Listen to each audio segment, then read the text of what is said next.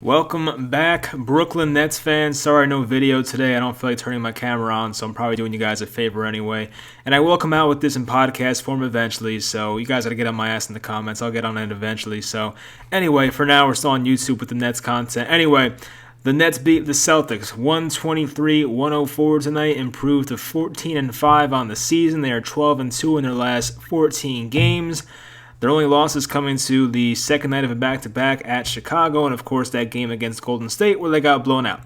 Now, as a Nets fan, am I still concerned we have not beat an elite team yet? Sure, and we play the Suns on Saturday, so we'll find out if the Nets can in fact beat an elite team. So hopefully Saturday they get it done, but they have a few days off. Hopefully can enjoy Thanksgiving with their families tomorrow and get back at it on Friday and Saturday and hopefully beat the Suns on Saturday night. Anyway, in this game, the Nets actually started out very well. Like a lot of times in Nets games this year, you feel like in the early parts of the first quarter, they don't start out shooting too well. They kind of get themselves in these 5-point holes, 10-point holes, and then guys off the bench would come in like LaMarcus Aldridge and Patty Mills in the past, and they would try to get the offense back in it, and things would eventually work out for them. Like the Cleveland game was a good example. The Nets were down 10, 12, 14 points consistently in the last game against Cleveland, and they finally turned it on in the fourth quarter and were able to come away with the victory. But this was a game where they jumped out ahead pretty early, and the Nets were up like 28 points at one point in the third quarter, and the Celtics had this 8-0 run in the end of the third quarter. It was like, okay, that's cute, nice comeback.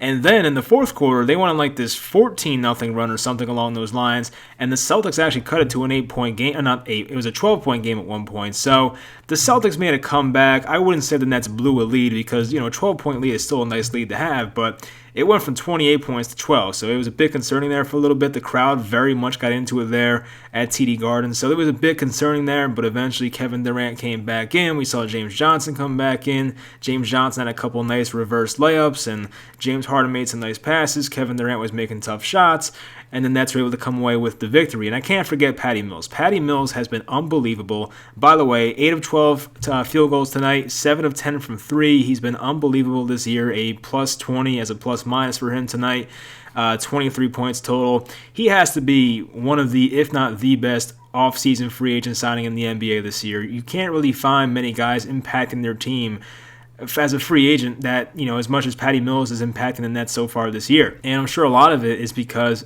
Kyrie Irving is taking this hiatus and has not been on the Nets so far this year, and Patty Mills' role has expanded even more now that Joe Harris turned his ankle and has not played the past, 5 games or so.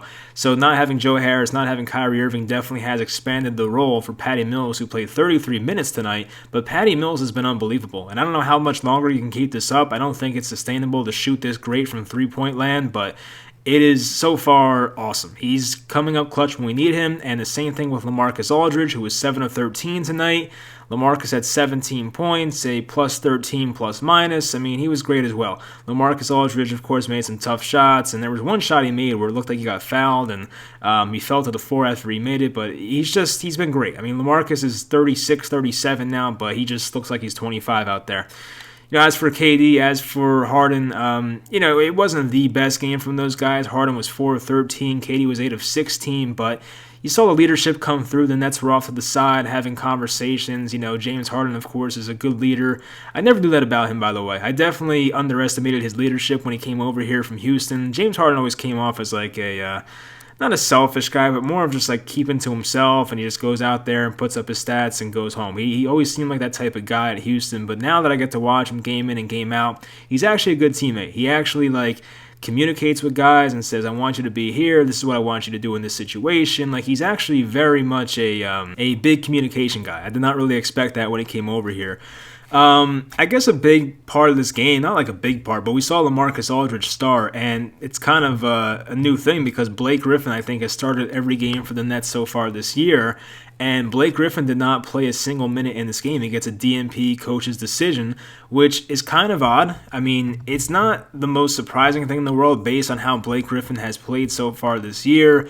If you look at Blake Griffin's regular season numbers, it's really not that impressive. He was averaging 21 minutes per game, a 31.8% field goal percentage, and 16.1% from 3. It was really not that great. He has led the NBA in taking charges. You do like that about Blake Griffin, but Blake Griffin has not played well so far. I mean, he's 32 years old now. You wonder how much, his legs are getting under him at this age. He used to be such a great leaper, obviously, with all the crazy dunks he had with the Clippers. But at this age now, you wonder how much it's impacting his jump shot that he can't jump as high as he used to, or his legs getting under him anymore. I don't know. He came over here last year after the buyout, and I don't know what his percentages were off the top of my head, but Blake Griffin was a pretty decent three-point shooter from what I remember when he joined the Nets halfway through last year. So far, it's been pitiful, and maybe this was just a typical night off, or maybe there's more to this. I don't know. I don't think Blake Griffin's going to get cut or anything like that, but Blake Griffin not starting tonight and having LaMarcus Aldridge go out there and play 29 minutes is pretty surprising, but we've seen the Nets play the matchups before. We saw a game where LaMarcus Aldridge against the Warriors, and the last game the Nets lost,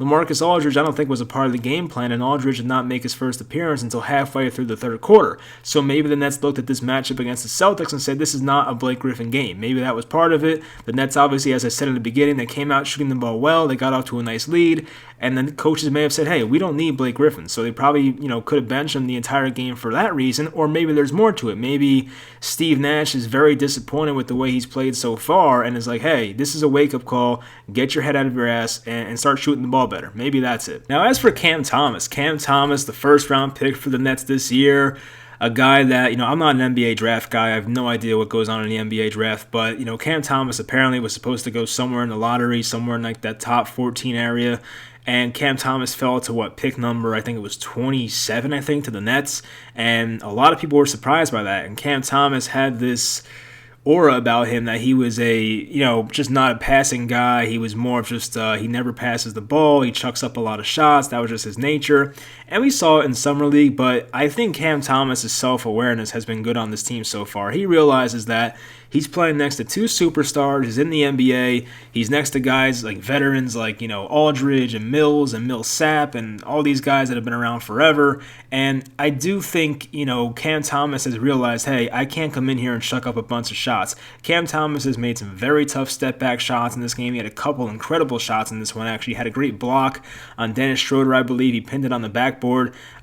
He's even been pretty impressive on defense, honestly. He's a good athlete, of course.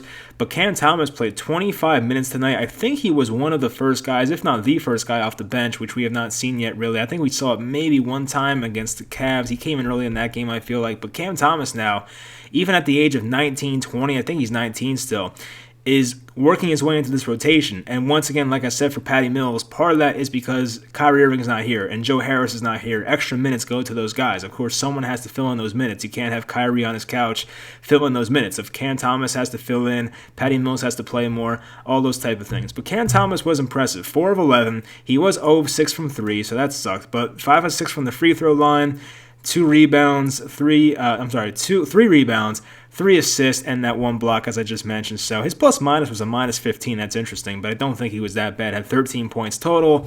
And, for a first-round pick, 19 years old, I've been very impressed so far. Cam Thomas should be in the rotation until, I guess, Kyrie comes back, whenever that happens, if it happens. But for now, I love having Cam Thomas in there.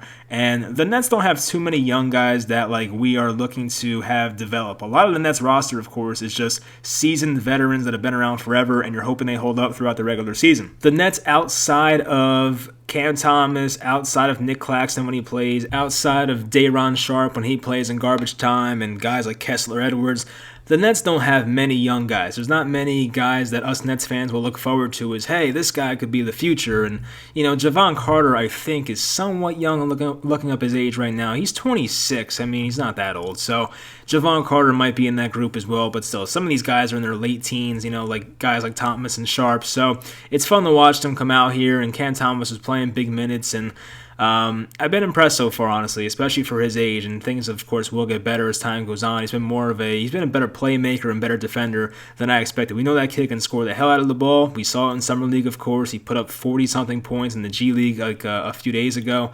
I think it was 42 or 46, I forget the number, but Cam Thomas has, he's been an unbelievable scorer his entire career. That's why he went in the first round in the draft. There was not much else that scouts were too enamored by, but the guy could score the basketball. We knew that.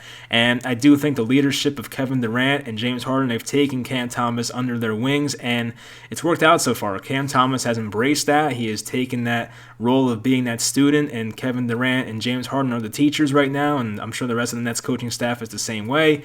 And that kid, I'm sure, is soaking up a lot of knowledge from those guys. So it's great to see him in this environment. Even DeAndre Bembry, got to give him a shout out. He started this game once again. I think he started now, how many straight games? Like 3-4 straight games now. I think the first game Durant was at, which was that Magic game on that Friday night. The Nets had a nice comeback with James Harden.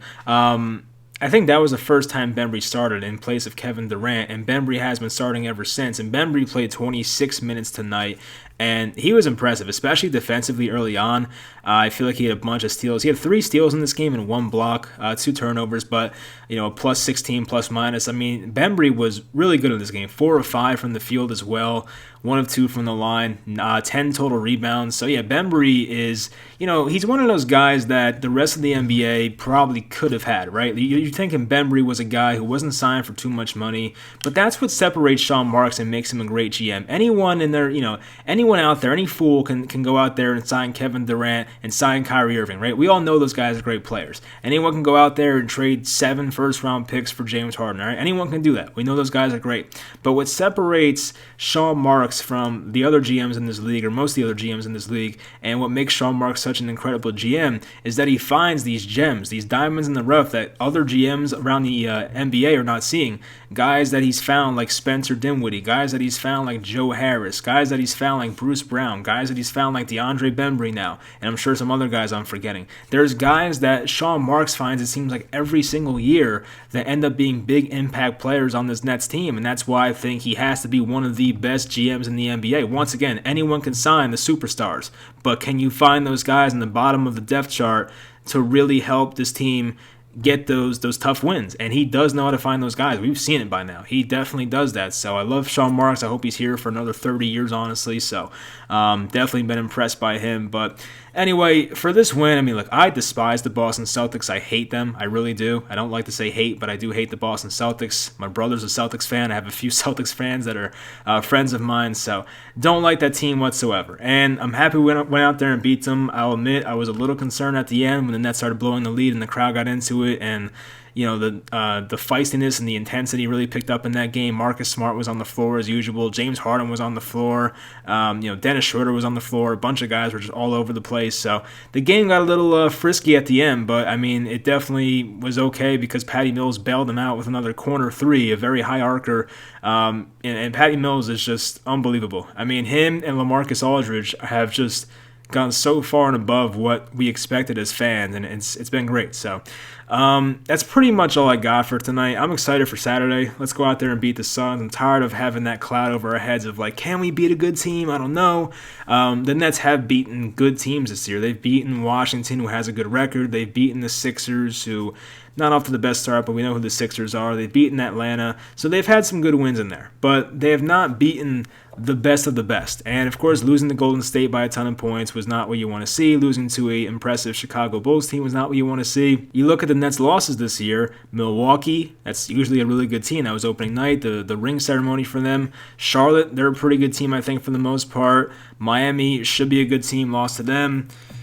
They lost to Chicago, as I mentioned, and Golden State. So, they're not out here losing to bad teams. And, I think people sometimes criticize the Nets for only beating bad teams, but you can't control who you play on your schedule. You can only control, you can only control what you can control. And the Nets are not basically picking their opponents. It's just what the schedule is telling them. So, I think it says a lot about a team that if you go out there and win the games you're supposed to win, that says a lot about you too. It means that you're not going to take any nights off, and you're going to take each game seriously, and it says a lot about the coaching. As much as we want to give Steve Nash crap, which a lot of fans do, I give him credit for having this team ready to play these games. Do you think the Nets really care, honestly, if they win at Cleveland on a Monday night? Do you think they care if they win versus Orlando with Kevin Durant out on a Friday? Do you think they care if they win on a Wednesday night versus Cleveland at home, at Oklahoma City on a Sunday afternoon, at New Orleans on a Friday night. Like, do you think these guys, like, all the accolades these guys have on this team, do you really think they care and want to get up for those games? Not really. So I give, like, the coaching staff a lot of credit for getting these guys focused and all that. So I will say, I definitely give them credit for that. So that will pretty much do it. Once again, hope everyone enjoys their Thanksgiving. Be safe, and I hope you guys enjoyed this video. I will get this on podcast form eventually, so I will have the MTN Nets podcast on there at some point pretty soon. But hopefully you guys enjoyed this video, and I'll talk to you guys next time.